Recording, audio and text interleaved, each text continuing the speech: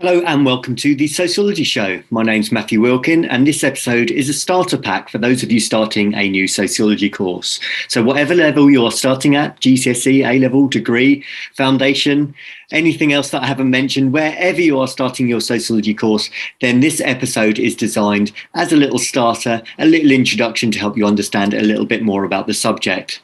Now, if you've not listened to the Sociology Show podcast before, then it's a really good podcast for you to start to understand what the subject's about, listen to lots of different sociology theories, but also to listen to some of the main writers, the main professors, lecturers, and speakers in the world today. So the most common episodes are interviews with famous people working in the field of sociology, and they're often people that you're going to learn about during your course anyway. So why not get a little bit of a head start and listen to them speak? They can explain all about their findings, how they do their research, what their kind of beliefs and opinions are. So some really famous names within the world of sociology. So do go back and have a listen to those. So what's this episode all about? What are you going to get in your starter pack? So the podcast is split into three parts. In part one, you're going to learn exactly what sociology is. Find out the man who first defined the word. Find out what sort of topics and words come up within sociology. And also, in the first part, you're going to hear about what you can do with a sociology qualification. In part two, you're going to hear 18 key words that you are going to hear in sociology all the time. So starting right from the beginning, words like norms, values, cultures, socialization, and so on. And so you can get a good head start to understand what those key words actually are. Then in part three, we're going to focus on two of those key words. We're going to look at what socialization is in a bit more detail, the difference between what's called primary and secondary socialization. And then we're going to hear from an American sociologist called Eric Miller, who's going to describe all about nature versus nurture. If you do want to get in touch at any time, then do email the Sociology Show podcast at gmail.com. But without further ado, let's get stuck into your sociology starter pack. Enjoy. Hi, you're listening to a student-focused episode of the Sociology Show podcast. If you're studying the subject at GCSE, A-level, foundation, degree, or any other discipline, then this podcast could be of help to you. If you have a question for the show, then you can email the Sociology Show podcast at gmail.com, and one of the teachers, lecturers, examiners, or experts will answer your question for you. You can sponsor the show on the GoFundMe page and subscribe on all the usual podcast platforms. If you're going to class, going to the gym, or just chilling, put your headphones in and let's be sociology geeks together, eh? Let's start with the obvious one. What is sociology? Oh man, don't hit me with that one straight away. I suppose in all of this, I will try and explain things and answer your questions in as simple language as possible. So in that spirit, I would argue that sociology is the study of society and human behaviour, and it looks really at how humans behave in groups. And when we talk about groups, we might mean in terms of someone's social background, we might mean if they're a man or a woman or something else, we might mean about age or anything like that. But also with sociology, and I think one of the key things that differs from psychology is we're looking fundamentally at the impact of the world around us and social structure and how they impact an individual. So it's a lot more than what's just going on in someone's head. It's also about what's going on around in the world around that person. Great, thank you. And I think it's fair enough, isn't it, that if you are starting sociology for the first time, you're not completely sure what it is. That's quite common for a lot of sociology students, isn't it?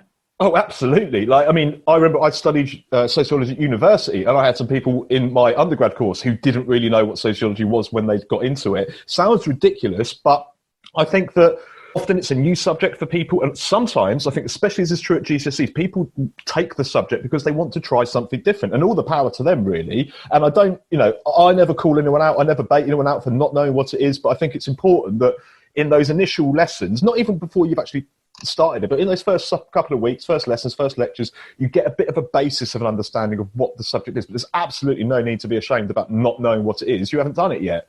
Yes, absolutely. And I often get parents as well saying that their son or daughter's taken it, and they always ask me, what is sociology? So what else do you tell them, Ben? Is there anything else that's quite useful for parents to know as well? Yeah, I think so. Thinking back to when at my school, when we do what we call options evenings, when we have students coming into their GCSE years or coming into their A-levels, we always have we set a little stool out, and the common question that I get asked from parents, and it's often the case that a student wants to do psychology and or sociology, and they want to know the difference between them. And I often just talk about the way, and I'm not a psychologist, so apologies, but I often talk about the way that psychology is generally focused on the individual, and often the scientific processes and neurological processes going on inside your brain. Sociology is so much more about what that person does outside of themselves, if that makes sense. And so we look more about backgrounds and locale that people live in. We look at the kind of jobs people do, how they've been brought up, the kinds of families they've been in, as well as kind of what social groups they belong to. So, you know, your social class, your ethnicity, gender, sexuality, whether you've got a religion, whether you have a disability, any of those kind of things. And I imagine that psychology look at those things as well, but as sociologists, we fundamentally are studying the interplay between individuals and social structures, where, as again, I apologise, but I imagine that psychology focuses a lot more just on the individual. Yeah, now, I think crime's quite a good example. You know, I often say that if you were studying a criminal, the psychologist would look at the brain, what's going on with that individual. Is that person schizophrenic? Do they have a mental illness? Sociology, it's the wider issues, isn't it? What was their family life like? What was their education? Do they have a religion? You know, it's those wider factors that's of importance. Absolutely. I think the other thing to say as well, and I've got to be a little bit careful with this because it's a hot debate in sociology, whether a sociology is a science or whether it's an art. But I would always, having never done psychology, so this is me coming out with a complete load of rubbish, but I would always argue that psychology comes across as a bit more scientific, and it seems to be a little bit more dovetail nicely with students who have got that kind of talent at science, whereas sociology is a little bit more artistic. I am terrible at science, but I think if you've got that intrigue, if you're curious, if people fascinate you, then either one of those subjects is going to be right up your street, and certainly be something completely fresh for a lot of people coming into it at GCSE or A-level. Yeah, I think that's an important point to make, that sociology is a bit more discursive, essay-based. Psychology might be a little bit more scientific. But that in itself, you know, maybe we'll introduce listeners to their first sociologist. Auguste Comte, who's the first person to define sociology, did actually consider it a science, didn't they? And actually the word sociology, if you break it down into two parts, socio for society, and then the ology does mean the scientific study. So sociology does actually mean the scientific study of society, even though it might not be as scientific as psychology or physics, chemistry, biology, and so on. But this is one of the wonderful things, isn't it, about sociology, is that there's never really going to be an answer to this. You know, my opinion is completely null and void compared to someone else's opinion. You know, it's all about the ability to argue something and using evidence, often from what previous people have said, previous sociologists or theorists have said, to justify your point. And that's why I love sociology. It's like cutting a cake up, but you can cut that cake up in any single way you want. You can do it into halves, into quarters, or you can cut little squares out and make your own little patchwork. It's completely... That's why I like it. It is a little bit, as Matthew says, like discursive. You've got that artistic element to it where you can argue your case, and often it's about using previous theory and evidence to back that up. And that's why I think, for me, at least, where the science of it comes into. So me and Comte do disagree, but I'm not gonna have that argument with him now. Yeah, and I think that's important, that your debating skills got to be good. You know, I'm sure your teacher will be encouraging you to join in the discussions and debates. So issues like sexism, racism, homophobia, and so on. And I'm sure you would agree, Ben, but I would say to students, get involved in discussions as soon as possible. Don't be shy, don't be quiet, because the more involved you are in the lesson, the more a part of it you will feel. Absolutely. I mean, it's such a cliche to say, and I really feel like a teacher when I say this, but you get out of something what you put into it. And often I find that when we're having in sociology, it's about understanding things, and you don't always need to write stuff down to understand it. Now, if you're having a debate or a discussion in class and you're not actively engaged in it, you might as well not be there. Yeah, you might be listening to it, but the beautiful thing is that everyone's going to have an opinion. Everyone's going to want to say something, so get involved in it. And my thing on it always is like, when we first start it, I just say, just give me your opinion. And then can you justify that opinion? Why do you think the way you think? And then as we move on, we then start saying, okay, can you justify your interpretation of something by using someone else's theory or evidence to back it up? And that's the way we kind of move along. But initially, your own opinion and your subjective beliefs and your own experiences can all play into it. And I think that's why sociology is so applicable, just such a wonderful subject to study, because everyone should have something to say about it. Everyone's got an opinion, but it is a little bit more than just opinions, I have to say. Absolutely, yeah. So If you're about to start, be brave. As soon as those discussions start, get involved straight away. Okay, Ben, the second question that I'm sure you hear a lot from parents or students as well is, what can you actually do with a sociology qualification? What do the majority of people that, let's say, graduate with a sociology degree, what do they go on to do afterwards? I think it's one of those subjects, Matthew, that it's got, and again, this sounds like a cliche and a cop-out, but it's true because I've done it, I've gone through this, so I can talk about this fairly confidently. It's got an awful lot of transferable skills it's going to give students, and that ultimately is those things are employable. So what I'm talking about are things like the ability to critically analyse things, the ability to interpret things, the ability to write, communicate, all of those kind of skills sociology will give you. But going back to the fundamentals of that question, generally we tend to see people who follow that sociological or social sciences line go into public services, or at least services where they are helping people, because it's a subject that's ultimately about people and about understanding and about empathy. So common kind of jobs would be anything in public sector, so whether that's healthcare, social care, social work, being a teacher or an educator, working in the law or a police or anything like that.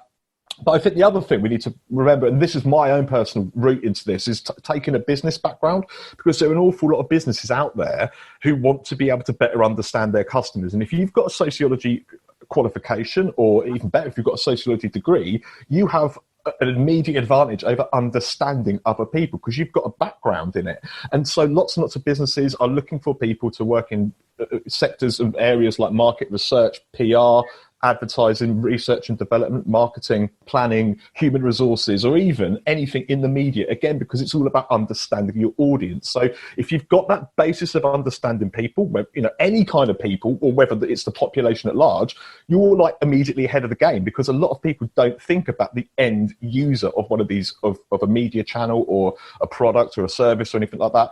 But as a sociologist, you will have that almost sort of hardwired into you, that you are always thinking about the impact on the person, and hopefully you'll be an empathetic person with a bit of compassion, and that will also help with any of those kind of jobs. So people-centered jobs, public sector, but also private sector. There's an awful lot of jobs out there, and I'll be totally honest with you, the job that I got after leaving university, I didn't even know that existed until I actually applied for it. And I think this is one of the things, there are so many jobs out there, and there's such nuances between these jobs that are perfect for sociologists, and often we get a bit of a bad feeling about it, because we think, oh, what am I going to do with it? How am I going to become a sociologist? You don't have to do that, because there's loads and loads of vocations and career paths you can take that sociology lend itself to incredibly well. Sorry, that's a bit of a long answer. There's lots of things you can do. Obviously, we're biased as well, but if you think what's happened in the world within the last year and the changes that have occurred, I would argue that sociology is becoming more important than ever, actually. Absolutely. If you just look at the kind of, even just going onto Twitter, and if you look at how people are talking about the subject, and like you say, in the last year, we've had global things that have been happening that happen on a global scale, but that affect us individually. And that is globalization. That's sociology in action. And I think if we can understand that, and if you can begin to understand that, and as I say, you're going to have that advantage. A sociologist will have that advantage over Joe Public because of that understanding of that issue. Yeah. And so if people have been reading about George Floyd, Black Lives Matter and so on over the summer, they've already done some sociology already without realizing it. Absolutely. They've immersed themselves into that world, and they've taken, whatever opinion they've taken from it, they've taken it based on what they've seen. But then, of course, we have to understand that those things that they've seen and read and heard have all been represented and put together in a certain way, and that's getting on to something else. But that absolutely is getting involved in current issues, current debates, and that doesn't necessarily mean going on a march or going on a protest, although that is wonderful, that active participation. Just reading the news, watching current events, subscribing to useful social media channels like the BBC or Vice or The Economist, anything like that is just getting your head into those sociological issues. Yeah, I think that's a good point to make. So if you haven't yet done that, I would say make sure that you are keeping in touch with the news, and actually using contemporary examples in your work and your essays will be of great benefit as well. Absolutely. Exam boards are looking for that kind of stuff. So you might as well start using it now. If you can talk about stuff that is going on in your life, that makes things so much easier, in my opinion anyway. Thanks, Ben. And let's think what makes a good sociology student. I know that's a little bit broad, but we've both been teaching a fair while. There are certain skills and attributes that make a good sociology student. What would your advice be? Right. I'll keep this as simple as I can. I will say, number one, get involved. So actively engage in your lessons, whether that's talking to the tutor or the lecturer or other people, or even if it's outside of your lessons or seminars, just talking and getting involved in that subject you're in. So that's the first thing. Second thing, I think you have to accept that sociology is a subject where you're going to be required to ultimately do a fair bit of reading. And so I think the earlier you can start on that, the better. And also just having that drive to want to find out more, which will come from kind of curiosity and inquisitiveness. So being up for and being accepting of the fact that if you want to do well in this subject, that you're going to have to do a bit of reading, or you can do it, by watching stuff or listening to your podcast, for instance, but reading is important. And I think the third one, just being compassionate to yourself and to other people and empathetic. So having that understanding, if you can try, it's very difficult to do, especially if you're a bit younger, but trying to put yourself in the position of somebody else so you can imagine what they feel like. If you have that skill to do that, or the ability to do that, I think that's a massively important thing. So 3 things: listen, actively engage, and empathy, and sort of being able to put yourself in the shoes of someone else would be my sort of 3 kind of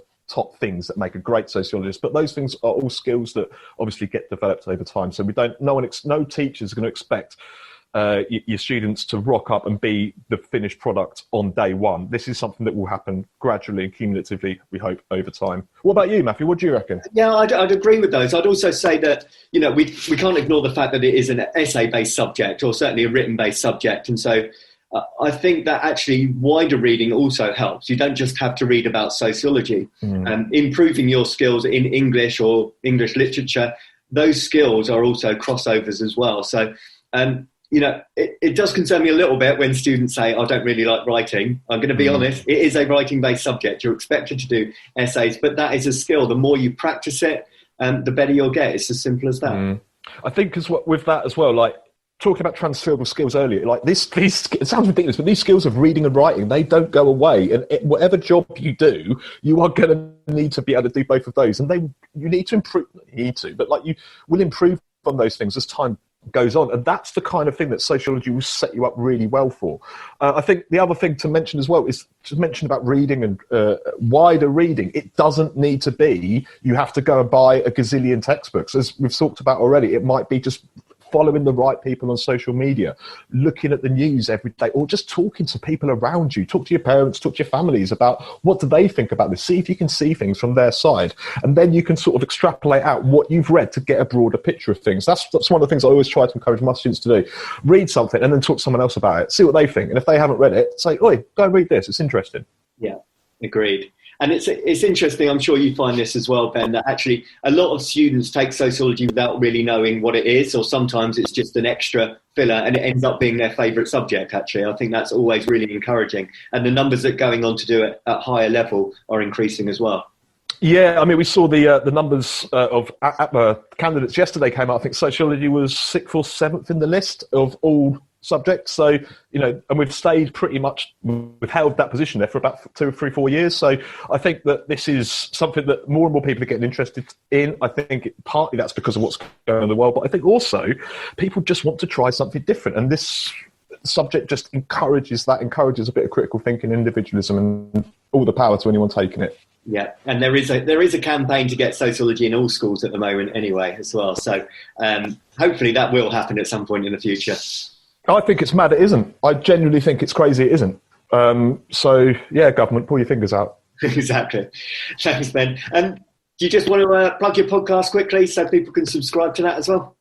Yeah, sure. If you want to go and listen to me bang on about issues of sociological importance, you can follow the Take One podcast from All Sociology, and you can get that by just searching All Sociology, all one word, on whatever podcast app you use. Brilliant. Thank you. See, we're not in competition with each other. We actually want you to listen to both our podcasts. Yeah, why not? I think we're doing completely different things. I mean, I haven't done anything for ages, so there's that. But yeah, go if you don't. I think what's so good about the internet these days is that you've got people like Matthew, you've got people like me who are obviously a bit weird, who just love the subject and just will do this basically for free, students should make the most of it, because these are all resources. And like, you might think, oh, well, what am I going to learn from listening to blokes talk about sociology? You might pick up one thing that you hold on to for the rest of your 2 years or however long you're studying it, and that could take you through. You don't know unless you engage in something. You don't know what you don't know. And I think, what was it, A.A. Milne once said? Like in a Winnie the Pooh, I like a bit of Winnie the Pooh quote me. I don't know that sort of bloke who would, but I do. And it's something that it says something a bit like this. It's like, sometimes you need to go beyond your field to find the things that you want to find. Things ain't going to come to you. You have to go out and find them. The beauty of what people like Matthew is doing, and there's so many of them around, is they're literally providing all this content for you. All you've got to do is click a few buttons. So it's there for the taking. I agree. So you've got a couple of quotes there as well, people.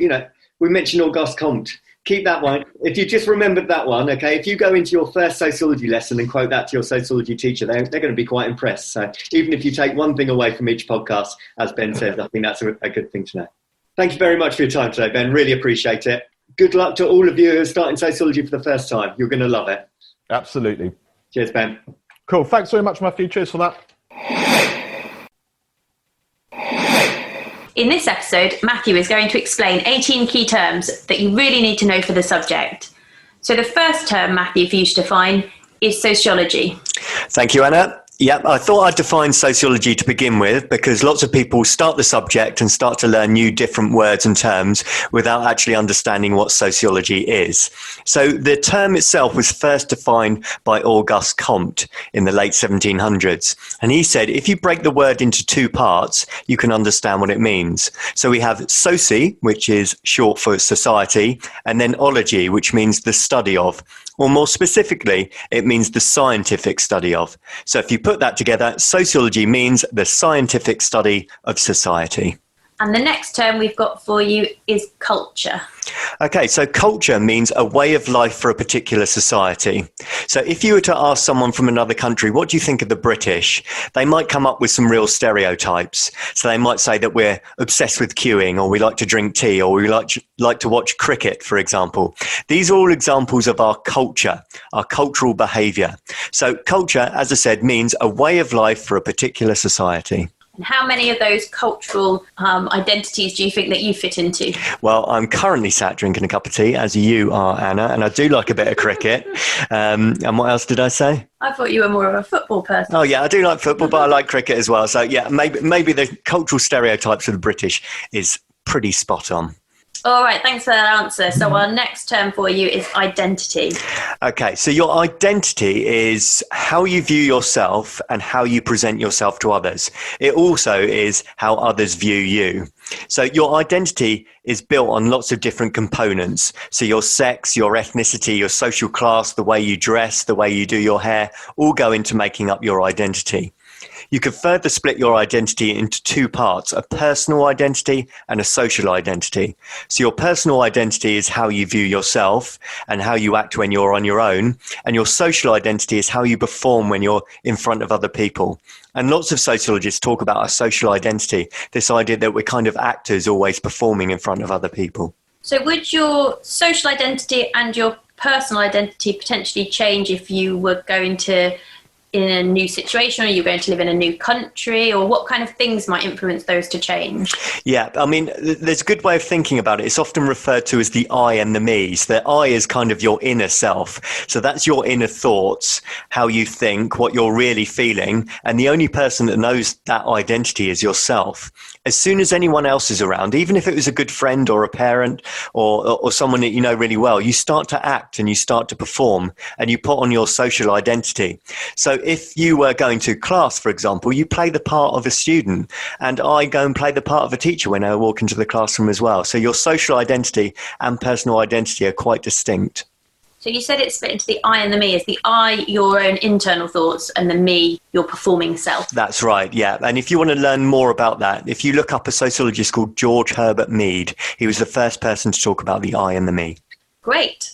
And define the term norms for us? Okay, well, norms is nice and easy because you just want to think of the word normal. It's a shortened version of the word normal. So the full definition of norms are social expectations or unwritten rules about how people should or should not behave. So it's what we would consider normal behavior.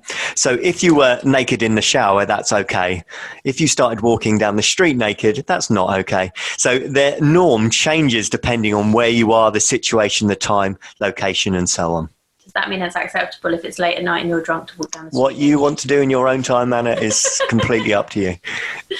All right, you define values for us now. Okay, so values are the beliefs or ideas we regard as important in our society. It's basically what you build your life upon. So many people consider their family as a really important value, or spending time with their family. Some people might value money. They think it's really important to make as much money as they can. So your values are what you regard as important both for yourself but also for wider society. And our next term for you is roles. So roles refer to the parts that we play in society. Now, everyone has some roles to play. You may be a brother or a sister or a son or a daughter. And when you get a little bit older, you'll take on a job. So you might become a teacher or a lawyer or a police officer. You might become a parent, in which case you become a mother or a father. So your roles are basically the parts that you play within any given society. So the difference between roles and values is that your roles is something that is given to you by society and your values are something that are internal to you, or is that not quite right? Well, roles could be given to you by society, but you could also make the choice as well. So you might choose which job you want to do when you're older. You may choose to become a parent. On the other hand, you might become a parent unexpectedly, but you would still have to play that part of a parent even if the pregnancy wasn't planned. Okay, thanks very much. It's time for a quick break before we look at the next set of terms. All right, welcome back to the next set of terms. The next term that we've got for you, Matthew, is status. How do you define that? Okay, so your status is your social position within society. And so we often refer to people as having a high status or a low status. So if you had a job such as a politician, for example, you would have a high status job. We can also define status or split status into ascribed and achieved. An ascribed status is the status in which you are born with, whereas achieved status is something that you gain later on in life.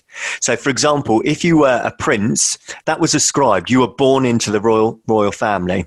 However, if you were to become a doctor, that's achieved because you've had to work towards it in order to gain that qualification. And I suppose you could gain the status of a prince if you married into the royal family? That would be correct, yeah. So if you weren't born into it, so if you're someone like Kate Middleton, she married into royalty, therefore that would be an achieved status rather than ascribed, that's right. So our next term is socialisation. Okay, really important term, this one. If you are just starting a sociology course, whether that's GCSE, A-level or higher, you will definitely need to know this one. So socialisation is defined as the process of learning norms and values in any given particular society. Now, the reason socialisation is important is because we're always learning. From the day you are born till the day you die, you are constantly learning new processes and ways of behaving within society. So I guess this builds on that, or is similar to that. We've got agents of socialisation now. Yes, that's right. So the agents of socialisation are the institutions that teach you how to behave. So the most obvious one is your family when you're young. But then as you get older, you will go to school. So you have your teachers, your friends, media, politicians, law. So the agents, sometimes referred to as agencies of socialisation, are the institutions that teach you the acceptable way to behave in any given society. And what does primary socialisation mean? Okay, so primary socialisation is the process of learning norms and values in early life. So we tend to talk about primary socialisation being the first 3 to 5 years of your life before you can go out and do anything, basically. And so your agent of socialisation at primary socialisation is your family, your parents or your guardian. So in primary socialisation, this is where you're just learning the very, very basics. So how to walk, how to talk, the critical factors that we need to be able to become a human. You say they're basic, but they are definitely needed, and those early years form a huge influence on what the next term is, I imagine, which is secondary socialisation. Yeah, that's a really good point, actually, Anna, because many people, if you study psychology, for example, many people say that our personality and our behaviours are shaped by those early years in our life. But yeah, let's move on to secondary socialisation then. So this is the process of learning norms and values in later life from institutions such as education, media, peer groups, work and religion. And the important thing with secondary socialisation is it never ends. So even if you got older and older and older and you're retired, you're still learning things all of the time. So secondary socialisation goes all the way through till the last day that we live our lives on this earth. That's an interesting thought, eh, Anna? You're always learning. Definitely.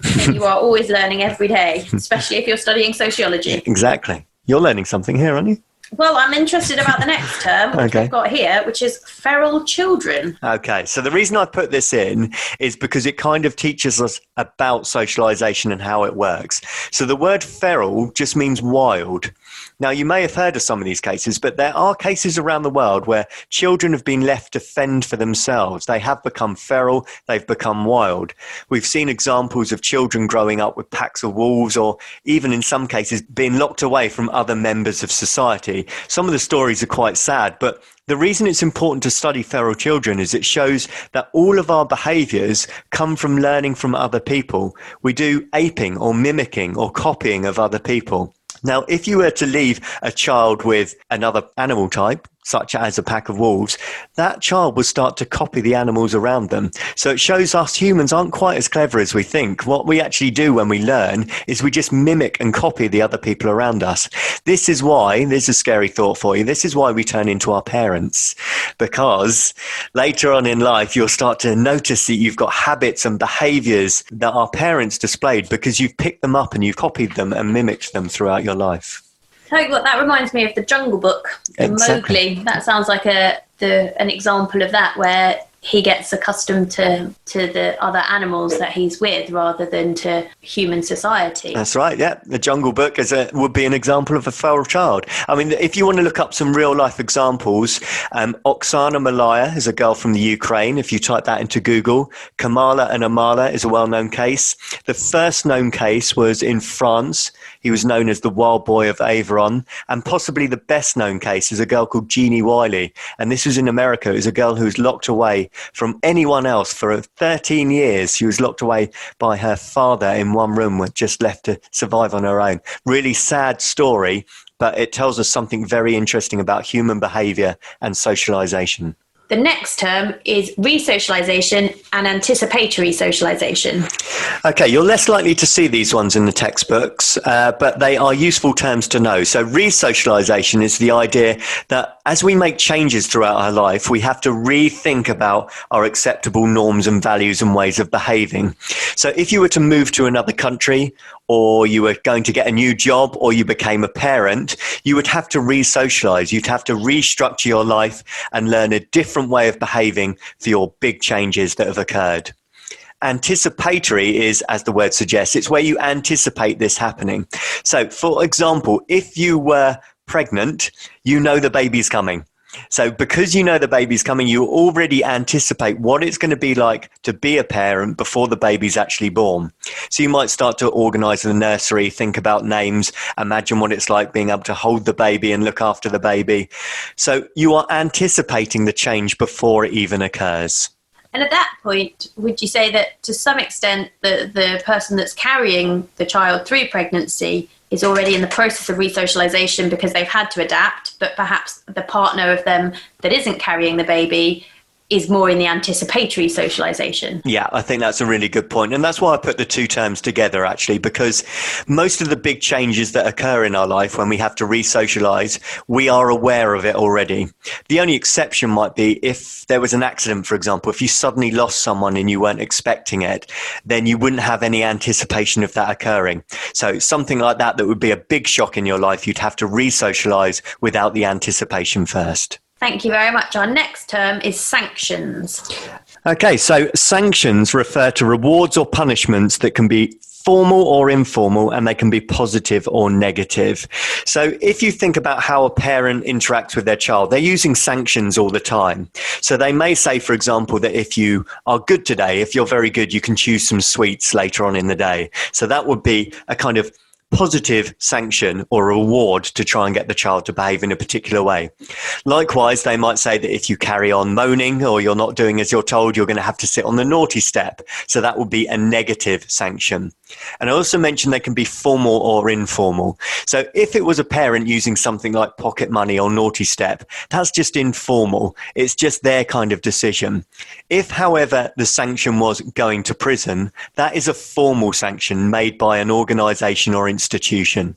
So when you're thinking about sanctions, just try and remember they can be positive or negative, formal or informal. That is interesting, because I would always think of sanctions as something that would be negative as a general rule. That's true. Yeah, we tend to. And in fact, if you were to type it into a dictionary, you're probably more likely to see sanctions as just negative. But for sociological terms, sanctions can be both positive or negative.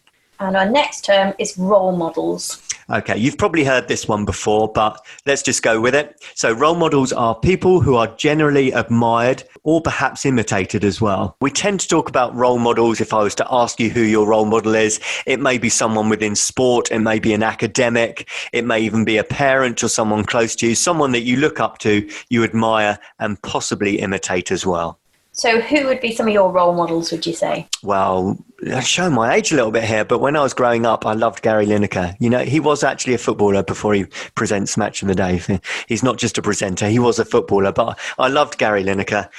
He was a brilliant footballer, but also, you might not know this, he never got a card ever. Never got sent off, didn't even get a yellow card once in his football career at all. That's pretty impressive, eh? That is pretty impressive. I'm not sure there are many other footballers that could say that. No, certainly not. Probably not even in a season, let alone a whole career. Yeah. So our next one is an interesting one, particularly from psychological as well as a sociological point of view. But what about nature versus nurture? Yes, you're right that this is kind of a debate between psychologists and sociologists, actually. So when we talk about nature, we are talking about biology, innate behavior, or genetics. When we're talking about nurture, we're talking about what you're taught or your environment. So a good way to think about it, if we take someone like Usain Bolt, a really, really fast runner, we could divide his attributes up into nature and nurture. So from a nature point of view, he's kind of got the perfect physique for running. He's tall, he's athletic, he's muscular. So he has got some biological, natural characteristics that help him run in the way in which he has.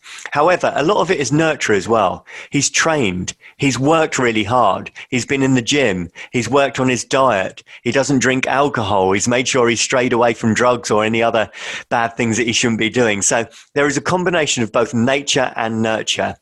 Now, for sociology, most sociologists are far more interested in the nurture side.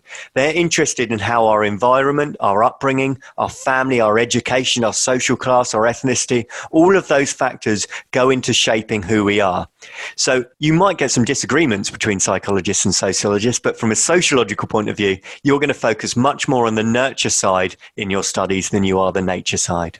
Does that mean that a sociologist is much more likely to believe that I could become a runner like Usain Bolt? Well, it's not saying you could become, but you could get better. So if you practiced every day and you trained every day and you had the right diet, you could certainly get better and better and better. Well, let's see if that happens. So our penultimate term is socially constructed. How do you define that for us? Okay, so the reason I put socially constructed in next to nurture is it kind of means the same thing. So socially constructed is the idea that society defines or dictates what we think is acceptable or not. So if you think a lot of what we consider acceptable now wasn't in the past, it's socially constructed. So if you think about attitudes towards gay marriage, for example, gay marriage has only really been accepted in the UK for the last 10 years. And in the world, actually the first gay marriage was not until 2000 in the Netherlands. If you went back 50 years ago, that would have been totally unacceptable. Now, actually, if you go to other parts of the world, it's totally unacceptable. So if you were to ask someone, is gay marriage acceptable? It's socially constructed. There's not a definitive yes or no. It depends on the society you live in, whether they accept it, whether they don't accept it. It can change over time. So this whole idea of what's acceptable or not is actually constructed by society rather than being a definitive, factual yes or no. So there's always a social construct there then, because if a country doesn't accept gay marriage, that's a social construct in itself, yes. And then accepting it is also a social construct. That's right. So if you think about it, everything that you think is right or wrong has been told to you somewhere along the line. You weren't born with the thoughts of ideas on sexuality, racism, sexism. They didn't appear in your head. Your ideas on what your attitude towards sexism, racism, homophobia, etc. has been constructed by your upbringing, your environment, the people around you, the city you live in, and so on. All right, now we're on to our final term for you. We've got sociological perspectives. Okay, I'll put this one in at the end because at various points through your course, your teacher's going to say to you, now, what sociological perspective do you think that is? Perspective is another word for a theory. Okay, so once you start to learn sociology, you're going to learn a lot of different theories. Some of the main ones are functionalism. You may have heard of Marxism. You've probably definitely heard of feminism. We also have interactionism, new right theory, social democratic theory, postmodern theory. These are all called theories, but they're also called perspectives as well. So once you hear this idea, what perspective would agree with that or what perspective would disagree with that, you're just trying to transfer which theories you think would agree or disagree with a particular term. All right, well, thank you very much. So that concludes the 18 key terms. Thank you for listening to the Sociology Show podcast. Thank you. The Sociology Show podcast relies on the kind contributions of sponsorship and donations. If you enjoy the show, then you can help with the hosting costs by donating as little as £5 on the GoFundMe page. Simply visit uk.gofundme.com and search for the Sociology Show. If you can donate, then you will be sent a Sociology Show pen as a small thank you for your continued support of the show. This episode goes right back to the very start of sociology and understanding one of the very basic terms, and that's the term of socialization. Socialization tends to be talked about in two forms: primary socialization and secondary socialization. Primary socialization tends to take place in the first few years of someone's life, normally between 0 and 3, maybe up to about the age of 5. And this is where you learn the very basics of what you need to do as a human being. So being able to walk and talk and learn manners and start to interact with people. And so remember, the agent of socialization at this stage is your parents or your guardian or whoever is looking after you. So the important part of primary socialization is it's just learning the very basics, the essential practices of what is needed to be a functioning human being. Remember, it's the process of understanding acceptable forms of behavior in any given society.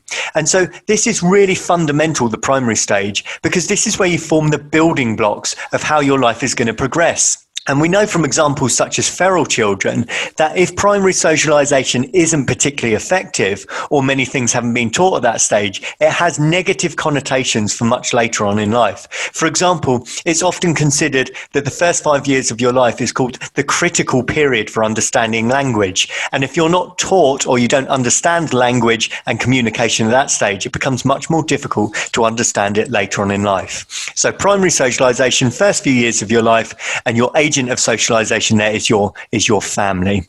Secondary socialization starts at about the age of 4, 5, and it goes on throughout your life. And secondary socialization is once you get a little bit older and you start to go to school, you start to pick up on the media, and then later on you may start to understand things like religion and government and so on. So secondary socialization is a much longer period of time, but you're also learning from a much wider range of agencies of socialization. During the secondary stage, you then start to pick up a much better understanding of life in interaction, thinking about what your friends say. You might start to form political opinions. You start to get allegiances with different factors and understanding as well. So secondary socialization is an ongoing, lifelong impact that builds on the basis of your primary socialization. So to understand socialization a little bit better, we're going to hear from American sociologist Eric Miller, who will guide you through the basics of socialization, also consider the importance of gender in the socialization process, and also look at that really important argument that you may have done when you first started sociology, the nature-nurture debate. Enjoy. Socialization is simply the process by which we learn our culture. So a couple important parts of that definition. It is a process. It happens over time. It isn't something that you accomplish just when you're born and then you're done with it. It's something that goes on throughout your life. And it is how we learn our particular culture. So whatever culture you're raised in, that's the one you're going to be socialized into. You're not going to be socialized into the culture of a country where you don't live, obviously. Socialization is that lifelong process where you learn the culture where you live. And actually that can change as you get older. You know, the culture that you learn when you're a little kid might be different than the one that you're learning when you're 50 years old. When you're 50, you're learning how to be a 50-year-old in this culture rather than a child. And so you're actually getting different kinds of socialization. But all of that together, that process, that lifelong process where you're learning all about your culture is what we mean by socialization. Agents of socialization. Agents of socialization are simply those groups that teach you your culture. They're the people who perform the socialization. And there are several of these. The first one, and the most important for you when you're a child, is the family. In fact, the family probably gives you more about how you're supposed to act in society than anyone else up until you become a young adult. As a young adult, all of a sudden the school gets into the act, and you learn a lot in schools about what it means to do things like stand in line and get along with other people in large groups and share toys and that sort of thing. And so you learn a lot about how to fit into society from your school as you get a little older. And then as you get a little older still, it may switch to your peers that are doing most of the socialization. And so you'll look to your friends or other people that you perceive as being similar to you, which is what peers are, and you'll look to them to see how to act. And particularly in our teenage years, our adolescence, for most people, peers become very important. It's not like the family or schools disappear. They're still there. It's just which one seems to be most important for learning about your culture at that particular time. For many people, it's peers. And then also, you have to talk about the media. How much of what you learn about fitting in society comes from television and movies and music and the internet and YouTube videos. I mean, all this stuff, all this media we're inundated with, we learn a lot about what it means to be part of our society from watching that media. And so these are just a few examples. For other people, you could put down your church or maybe your job as other agents of socialization. There are lots of them. And different people will have different ones that are more important to them. But these are four that almost everyone has over time that really teaches you your culture. There are lots of different kinds of socialization, different ways that you learn to act in society, but probably the most important one is learning what it means to be male or female in our society. If you don't believe me, just go watch some commercials on TV and look at how many subtle and not so subtle messages you're getting about how you're supposed to act as a boy or a girl or a man or a woman in our society. And we get these from the time we're a tiny little baby. They've done studies with nurses and delivery room nurses and how they treat babies differently depending on whether they're boys and girls. And with the girls, they're much more gentle. They say things like, "Oh, what a pretty little girl you are," and "Oh, aren't you the cutest thing?" and you're such a look at your little fingers. You're such a delicate little flower." You know, they say these kind of things. But with boys, they're still gentle with them. But they say things like, "Oh, who's the big strong boy?" And they'll talk about how strong his grip is when he grasps their finger and that sort of thing. And they'll handle the baby a little rougher if it's a boy. They're more likely to swing him a little bigger in their arms, etc. And so we start getting very subtle messages from the time we're tiny little babies about the difference between boys and girls. And then as we're growing up, we're given different toys, and we're told how to dress, and if we dress inappropriately for our gender, we get made fun of, or we get told that that's not how little boys dress, or that's not how little girls dress. For little boys, this can be particularly strong because it's more acceptable to be a tomboy than it is a sissy. And so even the words themselves have those different connotations that came up in your head when I just said them. They mean basically the same thing, which is that you're exhibiting characteristics usually associated with the other gender. But for little girls, being a tomboy is not nearly as negative as little boys being called a sissy. But anyway, you really start to learn these things at a very young age, and they continue all the way up until your adulthood. You're still being told the way women and men are supposed to act, and you're still, by and large, buying into that, unless you're a person who has come to identify in some way with the other gender, which can happen. And we all, have levels of identification with the other gender. Males have a feminine side, females have a male side, etc. But it varies from person to person exactly how much of that there is. And if you cross a line, you're going to meet social disapproval. And you may, people certainly learn to live with that. But you are going to get social disapproval if you cross that gender line. And what the nature-nurture debate has to do with is exactly how we become the person that we become, how we develop our personality and our skills and all of those good things that we get as we get older. And the nature side of things would argue that it's genetic, that you're born with a blueprint that tells you, what kind of person you're going to become later in life. And that there's really not a lot that can be done about that, as long as you're kept healthy and safe and all that kind of thing, that those genetic predispositions that you have, those genetic structures that you have are going to be expressed. On the nurture side, on the other side of things, is the idea that it's not so much your genetics and your genes and what you get from your parents genetically, biologically, but rather how you're raised, the nurturing part. And this says that it's the environment, that it's the way people treat you and the way that you learn to do things that have more to do with the kind of person you eventually turn out to be than your genetics. And then most people will say, well, it's probably some kind of combination of the two, and that I think is probably true. But most people still will lean more toward one or the other. It's more having more to do with genetics, and your the way that you're raised can influence that. But it really comes down to how you're born, what your genes are.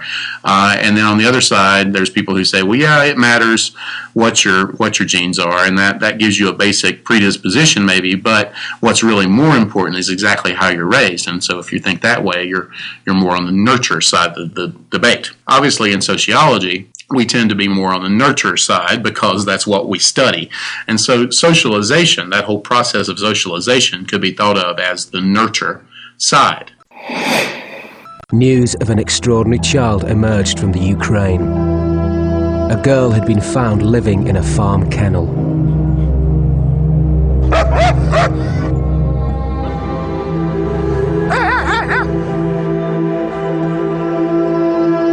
For 6 years, she'd been brought up by dogs. Her time in their company profoundly affected her behaviour. For centuries, wild children have fascinated scientists. Raised without love or social interaction, wild or feral children pose questions that go to the heart of what it is to be human. And only now, as scientists study these children, are they gaining unique insights into how we learn and who and what we are. Children who are found who are in abusive situations, who have been locked in a basement from the time they were little kids and not let out until they were teenagers, very often will act not as you would expect. Say, the most famous of these was a girl who was rescued when she was 16 years old, and she had been raised in a basement from the time she was a baby. And she had never been allowed human contact other than being brought food by her caregiver once a day. She wasn't around other humans at all. And so she never developed any kind of language skills. She never developed what we would consider social skills at all. And so when she came out of that environment, she acted like a wild animal. She had no language other than grunts. She didn't have any sort of what we would call manners. She didn't know how to clean herself. She didn't know how to use the bathroom in a sanitary way. She would just use it in the corner of the room or whatever. And so she acted as we would expect a wild animal to act. And so that's a good argument that it really does matter, the nurture side of things and exactly how you're socialized and how you're brought up, that you can't just become a fully functioning adult based on your genetics, that it has to be, you have to be trained from the time you're a little kid if we expect people to act like human beings. And in fact, you can't even learn language past a certain point. Children are very predisposed to learning language. If you get to be 10 years old and you've never heard speech, human speech in your life, you're probably never going to speak normally. You may pick up a few words, but it turns out that there are critical periods that we go through where we're predisposed, our brains are, to picking up certain things. And for language, we really need to be exposed to human language from about the time we're 1 year old up until we're 4 years old. And that's when a lot of language development is really going on, and that seems to be a critical period for learning that. And if you miss it, you're probably never going to get it. The Sociology Show podcast relies on the kind contributions of sponsorship and donations. If you enjoy the show, then you can help with the hosting costs by donating as little as £5 on the GoFundMe page. Simply visit uk.gofundme.com and search for the Sociology Show. If you can donate, then you will be sent a Sociology Show pen as a small thank you for your continued support of the show.